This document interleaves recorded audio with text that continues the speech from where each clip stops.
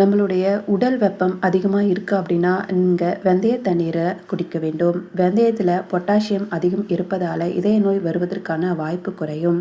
வெந்தயம் கொலஸ்ட்ரால் அளவை குறைப்பதால் இதய பிரச்சனைகள் வராது.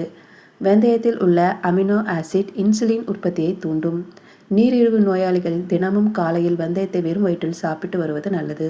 மலச்சிக்கல் பிரச்சனையை தீர்க்க வல்லது. வெந்தயத்திற்கு உடல் எடையை குறைக்கும் திறன் இருக்குது.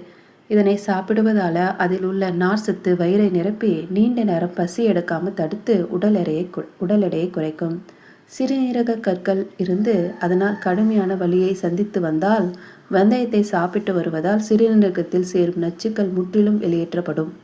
ஊற வைத்த வெந்தயத்தை தாய்மார்கள் சாப்பிடுவதால் பால் உற்பத்தியானது அதிகரிக்கும். பாலூட்டும் பெண்கள் வெந்தய விதையை சேர்ப்பது தாய்ப்பால் உற்பத்தியை அதிகரிக்க உதவும். இது குழந்தைகளுக்கு தேவையான ஊட்டச்சத்தை வழங்குகிறது. இது போன்ற